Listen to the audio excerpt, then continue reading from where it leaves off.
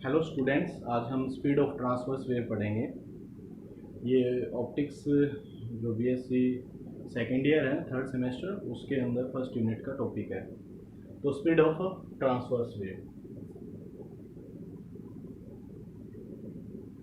Speed of transverse wave.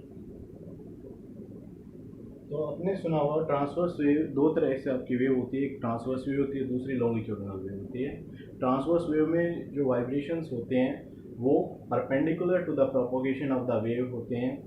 Example के लिए, जैसे ए पेबल या स्टोन वाटर के अंदर थ्रो करोगे तो आपको ऐसे वाइब्रेशंस निकलते हैं, लहरें जो बन के निकलती हैं। तो उन लहरों के अंदर जो वाइब्रेशन होता है वो परपेंडिकुलर होता है, और लहर एक एंड से, जैसे सेंटर ऑफ जहाँ पे स्टोन को थ्रो करते हैं वहाँ से वेव जनरेट होना शुरू होती हैं, और वाइब्रेशंस ऐसे लहर उठती है नीचे कम डाउन, वाइब्रेशन ऐसे होते हैं पार्टिकल्स के, और वो वेव डिस्टर्बेंस एक एंड से दूसरे एंड तक पहुँचती चली जाती है, आगे बढ़ती चली जाती है। ऐसे light is also a transverse wave. इस लाइट के अंदर भी इलेक्ट्रोमैग्नेटिक वेव है, इलेक्ट्रिक और magnetic field propagation of the wave के, लाइट वेव के परपेंडिकुलर ऑसिलेट करते हुए चलते हैं। तो जिन वेव्स के अंदर oscillation perpendicular to the direction of the propagation of the wave होंगे, that are the transverse wave, and sound waves are longitudinal wave in which vibrations are in the same direction as they propagate। ठीक है, तो transverse wave क्या होती है पहले वो पढ़ेंगे। तो व्हाट इज ट्रांसवर्स वेव? तो ए wave in which vibrations are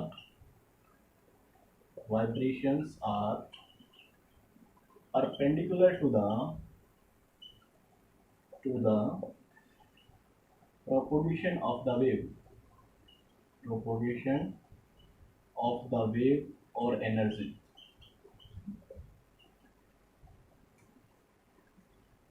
इसको वेव जनरेट करने के लिए हम एक दो रिजिड स्पोर्ट ले सकते हैं और एक स्ट्रिंग को इसके अंदर टाइटली बांध दिया। वेव स्ट्रिंग या कॉर्ड बोलते हैं इसको। ये आपके रिजिड स्पोर्ट्स हैं, फिक्स्ड रिजिड स्पोर्ट्स।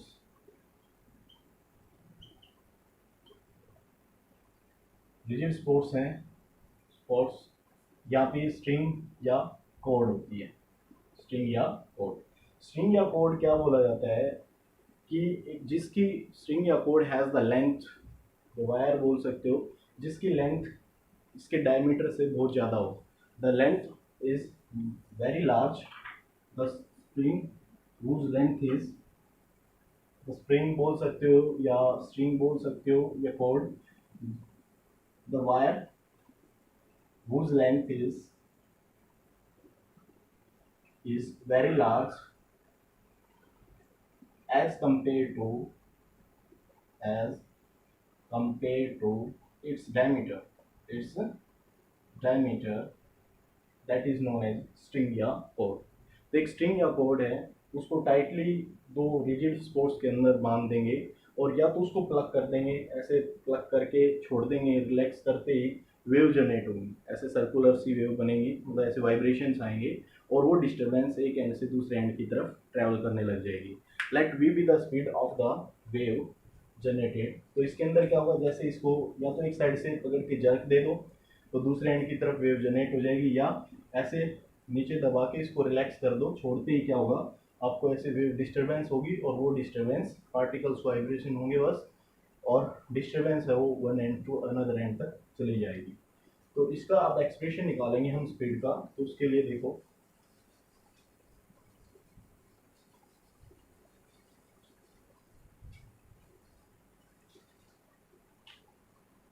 मान लिया ये रिजिड स्पोर्ट है और ये आपके कोई स्ट्रिंग या कॉर्ड है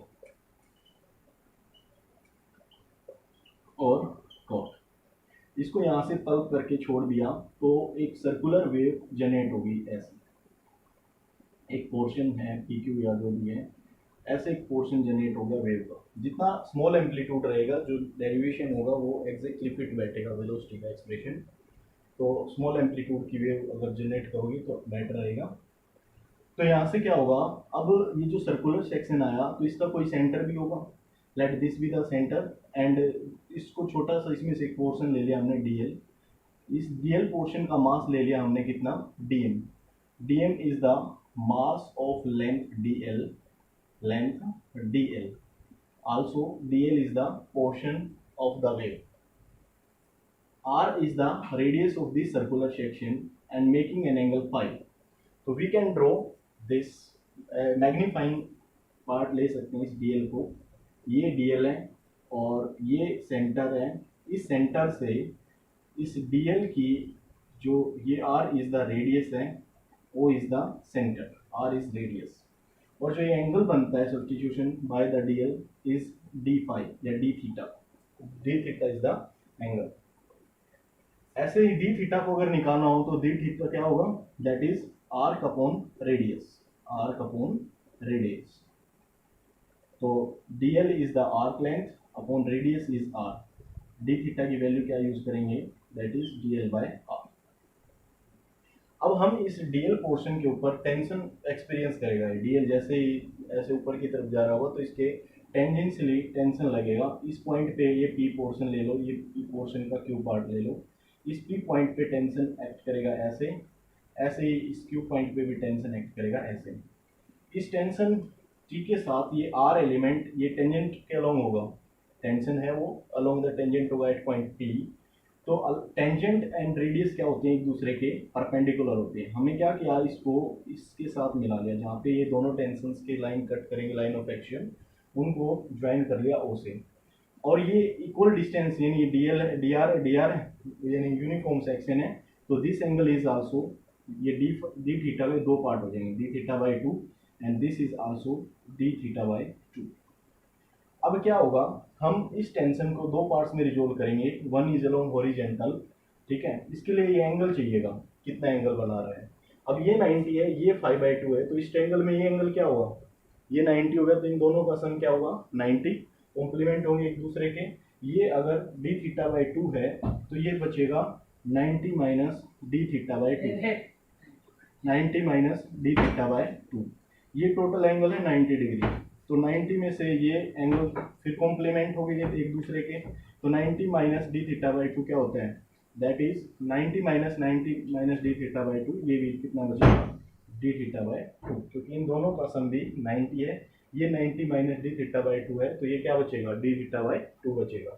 ऐसे ही इस तरफ भी क्या होगा, ये एंगल भी कितना बचेगा, डी थीटा बाई 2, क्योंकि ये एंगल आपका 90 है. ये एंगल बचेगा 90 माइनस डी थीटा बाई 2.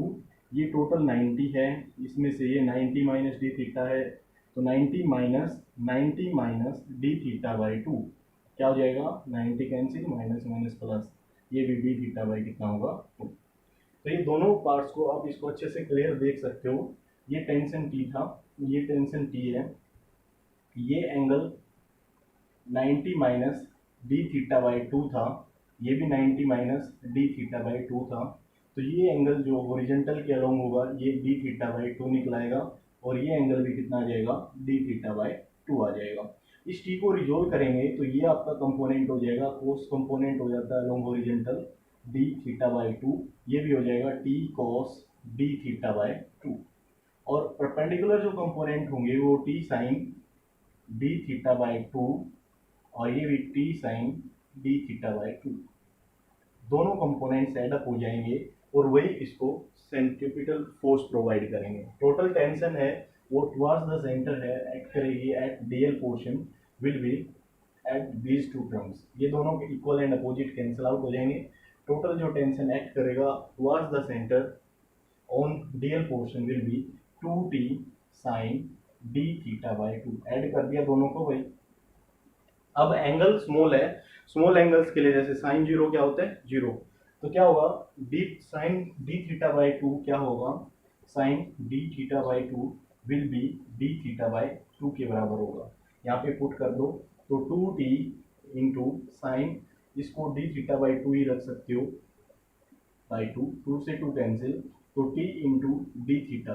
ये टोटल जो टेंशन है t इंटू डी थीटा, ये क्या आएगा, total tension act on dl portion. Total tension act on dl portion of the wave that is towards the center of the circular section. Circular section of the wave के DL portion पे एक tension, total tension T into D theta act करेगा और वो किस direction में होगा, towards the centre होगा, टुवार्ड्स द सेंटर होगा। और टुवार्ड्स द सेंटर होता है, उसी की वजह से ये सर्कुलर वेव जनरेट होगी। और सर्कुलर वेव जो जनरेट होती है, सर्कुलर सेक्शन आएगा इसके अंदर, तो वहाँ पे यूज करेंगे that is total tension D T into D theta. ये सेंट्रीपिटल फोर्स प्रोवाइड करेगा डीएल लेंथ को। तो डीएल लेंथ का मास कितना है, सेंट्रीपिटल जो फोर्स होती है उसको फॉर्मूला पता होगा, mass of the body v square upon क्या होता है आर, ये सेंट्रीपिटल फोर्स होती है। तो इसकी वैल्यू यहाँ पे डीएम, डीएल पोर्शन है एज द मास डीएम, तो डीएम इंटू क्या हो जाएगा ये भाई वी स्क्वायर अपॉन आर हो जाएगा। अब डीएम मास को कैसे निकालेंगे, इस पूरे स्ट्रिंग की लेंथ है एल और मास इसका एम है, तो हम एक टर्म डिफाइन करेंगे that is mass per unit length mu, mass of the unit length that is m by l. Unit length का मास अगर एम बाय एल है तो डीएल लेंथ का मास कितना होगा, डीएल लेंथ का मास होगा डीएल से मल्टीप्लाई कर दो, म्यू को किससे मल्टीप्लाई कर दो डीएल। यूनिट लेंथ का मास जितना है उसको जितनी लेंथ से, जैसे डबल लेंथ का कितना हुआ 2 टाइम्स, तो डीएल लेंथ का क्या होगा m by l into d l या म्यू इंटू डी एल। और ये मास किसके बराबर है, डीएम के। तो डीएम की जगह भाई यूज कर सकते हो म्यू डी एल, तो म्यू डी एल पुट कर दो इस फॉर्मूले में, T into D theta is equal to dm की जगह आ गया mu into d l into we square upon r. इस आर को यहाँ ले आओ इसके नीचे, d l upon r into we square. D l upon r क्या था, arc upon radius that is d theta, इसको भी पुट कर दो, mu into D theta into we square is equal to T into D theta. D theta से D theta cancel, दोनों तरफ T is equal to mu into we square, V square will be T by mu, V square is equal to T by mu. No v is equal to square root लो दोनों तरफ, T by mu under the root. तो यहाँ से ये found होगा जो speed of transverse wave होती है वो टेंशन के directly, square root of tension के डायरेक्टली और मास पर यूनिट लेंथ के क्या होती है इनवर्सली प्रोपोर्शन होती है। तो जितना ज़्यादा टेंशन होगा स्ट्रिंग के अंदर उतनी ज़्यादा स्पीड की वेव जनरेट होगी, स्पीड ऑफ हाई स्पीड की वेव जनरेट होगी। दूसरा, mass per unit length of the string जितना कम होगा उतनी ही स्पीड से आपकी ट्रांसवर्स वेव जनरेट होगी। Thanks for watching.